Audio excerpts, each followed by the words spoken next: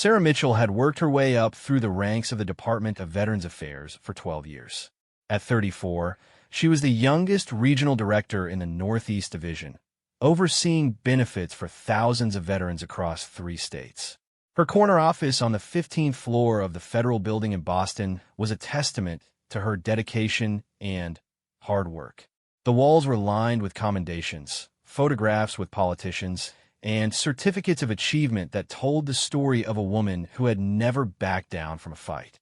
On a cold Tuesday morning in March, everything changed when James Rodriguez walked into her office. The 42-year-old former Marine sergeant looked nothing like the confident soldier he once was. His clothes hung loose on his thin frame, and dark circles under his eyes spoke of sleepless nights. James had served 3 tours in Afghanistan, earning 2 Purple Hearts and a Bronze Star for valor. But now, sitting across from Sarah's desk, he was just another veteran caught in the bureaucratic maze of the VA system. James explained his situation with the quiet desperation of a man who had exhausted all other options. His disability claim had been denied 3 times over the past 2 years. The shrapnel in his left leg made it impossible for him to work construction, the only job he had known before enlisting. His wife had left him 6 months ago, taking their 8-year-old daughter with her. The medical bills were piling up, and he was facing eviction from his small apartment in 2 weeks. He had come to Sarah because she had a reputation for getting things done when others gave up. Sarah listened carefully as James laid out his case. She had seen his file before he arrived, and she knew the system had failed him. His paperwork had been shuffled between different departments, lost in transitions, and buried under mountains of red tape. The medical evidence clearly supported his claim for full disability benefits, but somewhere in the process, crucial documents had gone missing. The denial letters cited insufficient evidence, but Sarah could see that the evidence had been there all along. What made James's case different was not just the injustice of it, but the fact that Sarah recognized something of herself in his story. Her own father had been a Vietnam veteran who had struggled for years to get the benefits he deserved. She had watched him fight the same system she now worked for, and his battles had inspired her career choice. Looking at James, she saw her father's pain reflected in another generation of forgotten heroes. The problem was that fixing James's case would require Sarah to go against direct orders from her supervisor, Deputy Director Thomas Crawford. Crawford had made it clear that the office was under pressure to reduce expenditures and deny claims that fell into gray areas. James's case, despite its merit, had been flagged as one that would cost the department over $200,000 in back pay and ongoing benefits. Crawford had personally reviewed the file and instructed Sarah to uphold the denial. Sarah spent the next 3 days reviewing every detail of James's military service and medical records. She contacted his former commanding officers, spoke with military doctors who had treated him, and even reached out to fellow Marines who had served alongside him. Every piece of evidence she gathered strengthened his case and made the denial look increasingly unjustifiable. She knew that approving his claim would put her own position at risk, but she also knew that turning away would make her complicit in a system that betrayed the people it was meant to serve. The decision point came on Friday afternoon when Crawford called her into his office.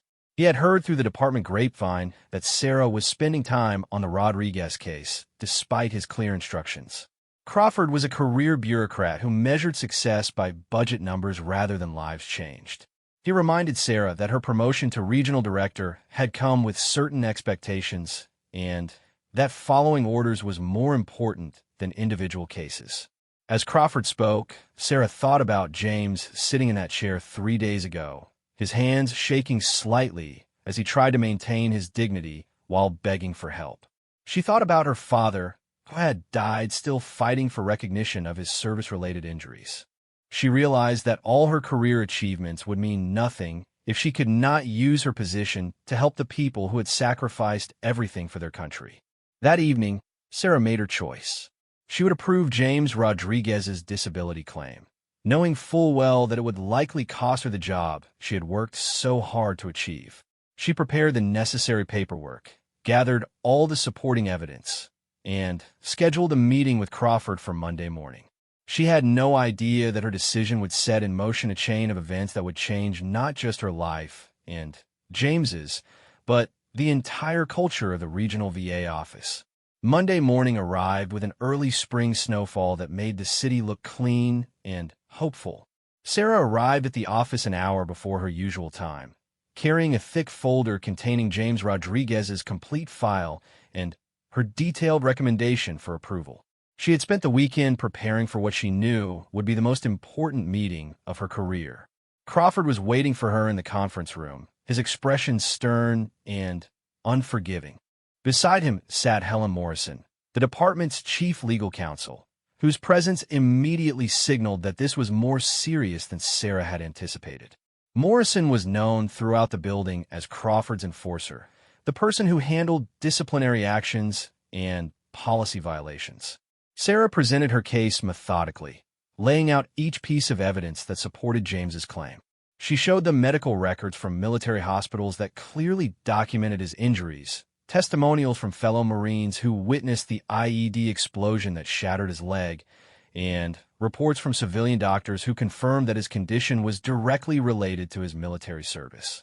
Her presentation was flawless, professional, and absolutely convincing. Crawford listened in silence, his fingers drumming impatiently on the conference table. When Sarah finished, he leaned back in his chair and shook his head slowly.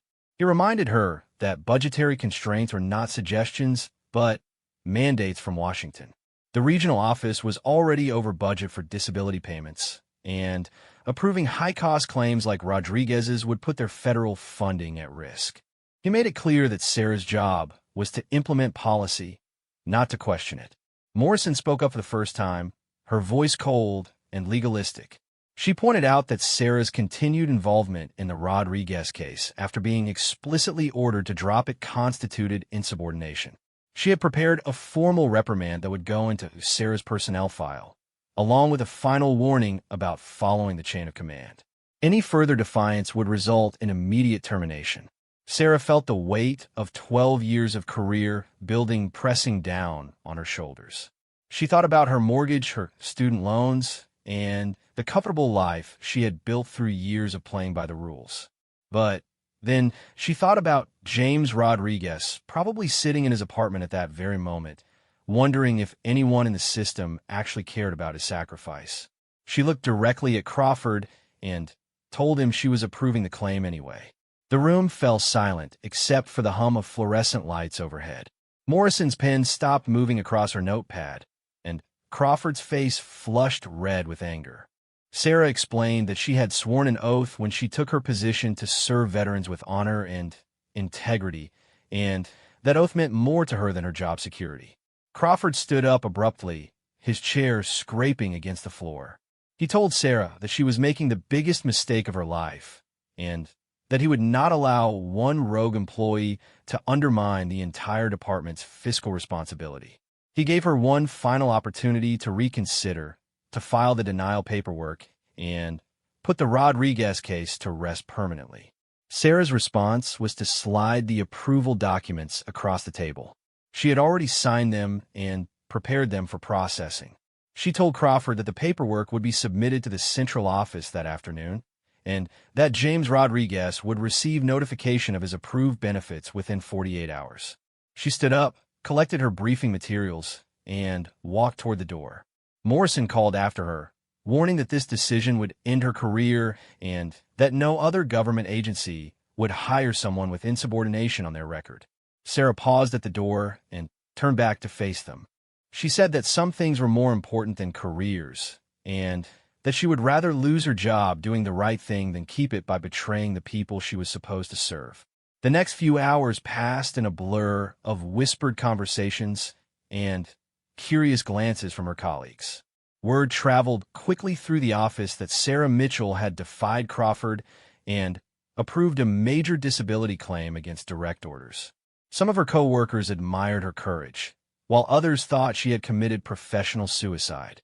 Sarah spent the day cleaning out her desk and preparing for what seemed like inevitable termination. At 3 o'clock that afternoon, Sarah's phone rang. It was James Rodriguez, and his voice was thick with emotion. He had just received the call from the benefits office informing him that his claim had been approved and that he would receive full disability benefits retroactive to his original filing date. The back payment alone would be enough to save his apartment and pay off his medical bills. For the first time in 2 years, he could see a future that did not involve homelessness and despair. James wanted to know how he could thank her, but Sarah told him that his service to the country was thanks enough. She did not tell him that her career was probably over, or that she was facing disciplinary action that could follow her for the rest of her professional life. She simply told him that she was glad the system had finally worked the way it was supposed to. As Sarah hung up the phone, she felt a mixture of satisfaction and dread. She had done the right thing, but she knew the consequences would be severe. She had no idea that her act of defiance was about to attract the attention of people far more powerful than Thomas Crawford, and that her story was about to become part of something much larger than one veteran's fight for justice. 3 days after approving James Rodriguez's claim, Sarah found herself sitting in the Human Resources office, facing a formal disciplinary hearing. Crawford had wasted no time in initiating termination proceedings, citing willful insubordination and violation of department policies. The HR director, Margaret Shun, seemed genuinely sympathetic, but explained that the charges against Sarah were serious enough to warrant immediate suspension pending investigation. Sarah cleaned out her office that afternoon under the watchful eyes of security guards, a humiliating ritual that marked the end of her career with the Department of Veterans Affairs. Her colleagues watched from their cubicles as she packed 12 years of service into cardboard boxes. Some offered quiet words of support, while others avoided eye contact, afraid that associating with her might damage their own careers. What Sarah did not know was that James Rodriguez had not kept quiet about his case. Grateful for Sarah's intervention, he had reached out to Marcus Thompson, a reporter for the Boston Globe who specialized in Veterans Affairs. James told Thompson about the regional director who had risked her job to help him, and Thompson immediately recognized the potential for a significant story about corruption and heroism within the VA system. Thompson began investigating the Northeast Regional Office, and what he discovered shocked him. Sarah's case was not isolated, but part of a pattern of denied claims and bureaucratic cover-ups that had affected hundreds of veterans. He found cases of legitimate disability claims that had been rejected for budgetary reasons, medical evidence that had been mysteriously lost, and veterans who had died waiting for benefits they deserved. Crawford's office had consistently prioritized cost savings over veterans' welfare, creating a culture of denial that contradicted the VA's mission. Meanwhile, James Rodriguez was using his newfound hope and energy to reconnect with his old Marine unit. Through social media and veteran networks, he reached out to men he had served with in Afghanistan. Many of them had similar stories of denied claims and bureaucratic nightmares. James began organizing informal meetings at a local VFW hall where veterans shared their experiences and frustrations with the VA system. At one of these meetings, James told the story of Sarah Mitchell and how she had sacrificed her career to help him. The room fell silent as he described the woman who had listened to his story, fought for his rights, and ultimately chosen to do what was right instead of what was safe. Among the veterans listening was Master Sergeant Robert Tank Williams, a decorated Marine who had served 4 tours in Iraq and Afghanistan. Tank Williams was not just any veteran. He was connected to a network of active-duty Marines and retired military personnel who monitored injustices against their fellow service members. When Tank heard about Sarah's situation, he immediately contacted Colonel Patricia Hayes, a Marine Corps liaison officer who worked directly with congressional representatives on Veterans Affairs. Colonel Hayes had built her career on advocating for Marines and had significant influence in Washington. Colonel Hayes was outraged when she learned about Sarah's termination and the systematic denial of legitimate claims of the Northeast Regional Office. She understood that Sarah's case represented something larger than one employee's insubordination. It was about the fundamental promise that America makes to its military personnel, that their sacrifice will be honored and their needs will be met when they return home.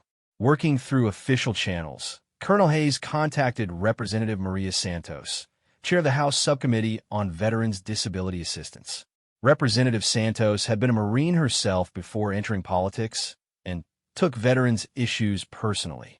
When she learned about the pattern of denied claims and Sarah's retaliation for trying to help a fellow Marine, she immediately launched an inquiry into the Northeast Regional Office. The inquiry began quietly, with staff members from Santos's office requesting documents and conducting interviews with current and former VA employees. What they discovered confirmed Thompson's reporting and revealed an even more troubling picture of systemic problems. The investigation found that Crawford had implemented unofficial quotas for claim denials, rewarding employees who rejected cases and punishing those who approved expensive benefits. As news of the congressional inquiry spread, more veterans came forward with stories of denied claims and bureaucratic obstruction. The VFW Hall meetings that James had started grew larger each week, with veterans sharing documents, comparing experiences, and building a case for widespread reform. Many of them had been isolated in their struggles with the VA system, but now they found strength in numbers and a shared sense of purpose. Sarah, meanwhile, was struggling with unemployment and the damage to her professional reputation. No government agency would consider hiring someone who had been terminated for insubordination, regardless of the circumstances. She spent her days applying for private sector jobs and wondering if her decision to help James had been worth the personal cost. She had no idea that her story was spreading through military networks and congressional offices, inspiring people far more powerful than Thomas Crawford to take action. The first sign that things were changing came when Sarah received a phone call from a Washington Post reporter who wanted to interview her about the VA's treatment of veterans' claims. Sarah was hesitant to speak publicly, knowing that criticizing her former employer could further damage her career prospects. But when a reporter explained that her story was part of a larger investigation into VA misconduct, she realized that her personal sacrifice might contribute to systemic change that could help thousands of veterans. As Sarah prepared for the interview, she thought about James Rodriguez and the hundreds of other veterans whose stories she had encountered during her years with the VA. She realized that her termination was not the end of her service to veterans, but possibly the beginning of a different kind of fight. She had no idea that within weeks, the corridors of power in Washington would be buzzing with her name, and that Marines across the country would be mobilizing to support the civilian who had risked everything to keep faith with one of their own. The Washington Post article hit like a bombshell on a quiet Thursday morning. The headline read, "VA Director Fired for Helping Marine Gets Benefits Approved," and the story detailed not only Sarah's termination, but also the systematic problems of the Northeast Regional Office. The article featured interviews with a dozen veterans who had been denied benefits under Crawford's leadership, along with leaked internal memos showing the unofficial denial quotas. Within hours of publication, the story was picked up by major news networks, military blogs, and social media platforms.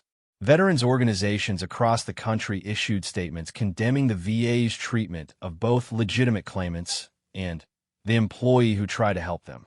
The American Legion, Veterans of Foreign Wars, and Iraq and Afghanistan Veterans of America all called for immediate investigations and reforms.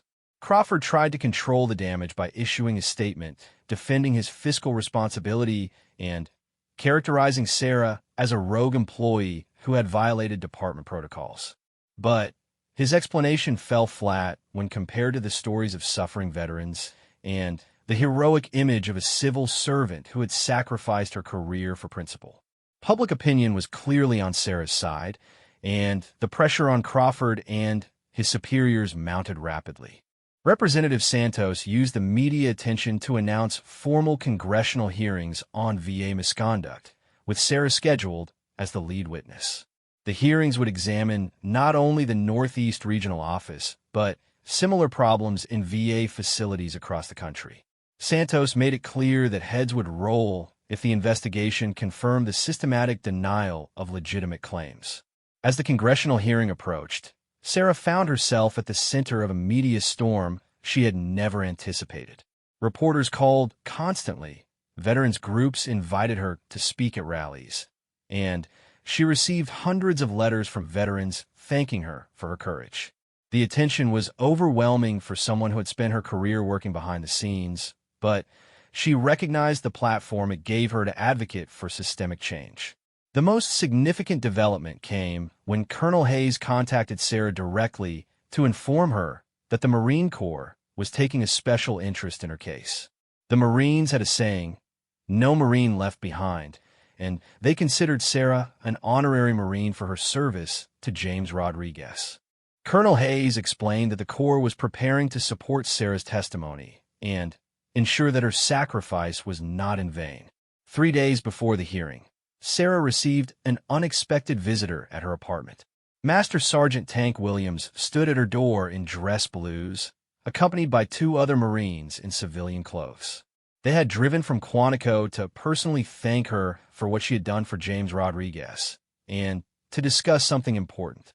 Tank explained that the Marine Corps had been quietly investigating similar problems at VA offices across the country.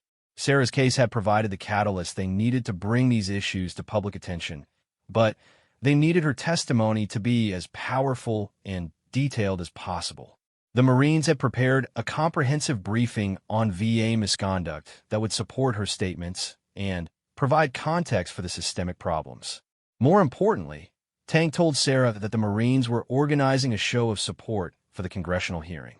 Veterans from across the country were planning to attend, and many active-duty Marines had requested leave to be present when Sarah testified. The Marine Corps leadership had approved these requests because they considered Sarah's case a matter of honor and integrity that reflected on the Corps' values. Sarah was moved by this support, but also concerned about the pressure it created.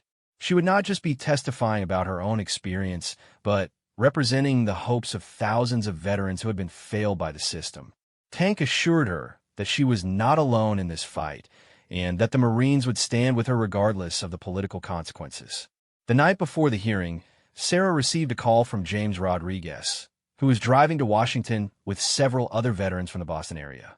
James told her that his life had completely turned around since receiving his benefits.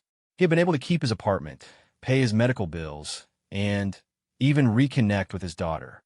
More importantly, he had found a new purpose in advocating for other veterans who were struggling with the VA system. James also shared something that brought tears to Sarah's eyes. His 8-year-old daughter had asked him about the woman who had helped Daddy get his benefits, and when James explained what Sarah had done, the little girl had drawn a picture of Sarah as a superhero. James promised to give Sarah the drawing after the hearing, a reminder that her sacrifice had real meaning in the life of a family. As Sarah prepared her testimony that evening, she reflected on the journey that had brought her to this moment. 3 weeks ago, she had been a successful bureaucrat with a comfortable life and a promising career. Now she was unemployed, facing an uncertain future, but preparing to testify before Congress about one of the most important issues of her generation. She thought about her father, who had died still fighting for recognition of his service, and she knew he would be proud of her decision to risk everything for principle. The morning of the hearing dawned clear and cold, with protesters already gathering outside the federal building where the subcommittee would meet. Veterans organizations had organized buses to bring people to Washington, and the crowd included hundreds of Marines, many in uniform, who had come to support Sarah's testimony. The sight of so many service members unified in support of a civilian employee who had stood up for their rights was unprecedented and sent a clear message to the politicians inside.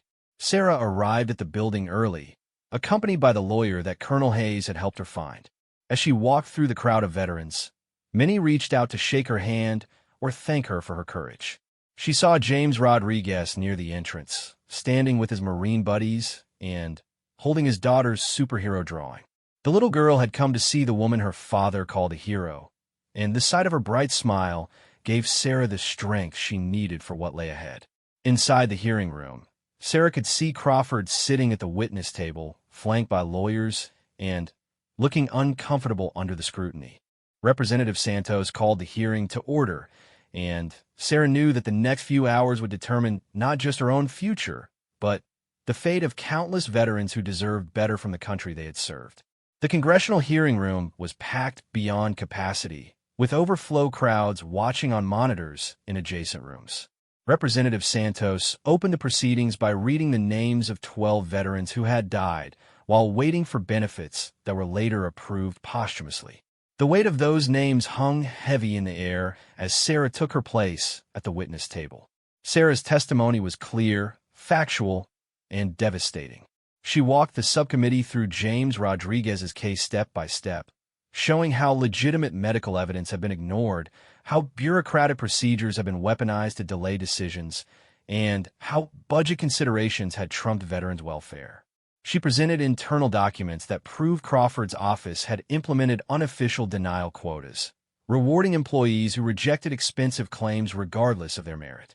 When Representative Santos asked Sarah why she had risked her career for one veteran, her answer was simple but powerful. She said that she had sworn an oath to serve veterans with honor and integrity, and that oath did not come with exceptions for budget constraints or political pressure. She explained that James Rodriguez was not just one veteran, but a representative of thousands who had been failed by a system that had forgotten its core mission. Crawford's testimony, which followed Sarah's, was a disaster. Under questioning from both Republican and Democratic committee members, he struggled to defend policies that had clearly prioritized cost savings over veterans' needs. When Representative Santos presented him with the suicide note of a veteran who had been denied benefits 3 times before taking his own life, Crawford's bureaucratic language fell apart. The room watched in silence as a career administrator realized that his policies had real consequences measured in human lives. The most dramatic moment came when Representative Santos called James Rodriguez to testify. James walked to the witness table in his dress uniform, medals gleaming on his chest, and told his story with the quiet dignity of a Marine who had served his country honorably. He described his struggles with the VA system, his descent into despair, and the moment when Sarah Mitchell had restored his faith in the promise America makes to its veterans. James's testimony was interrupted by sustained applause from the gallery, where hundreds of veterans rose to their feet in solidarity. When Representative Santos asked him what Sarah's intervention had meant to his family, James's voice broke as he described his daughter's reaction to learning that her father would be able to keep their home. He said that Sarah had not just saved his benefits, but had saved his life and his family's future. The subcommittee's questions revealed the extent of the problems at VA offices across the country. Similar patterns of denied claims, lost paperwork, and bureaucratic obstruction existed in regional offices from California to Florida. Sarah's case had opened the floodgates, and veterans who had been isolated in their struggles now found their voices as part of a larger movement for reform.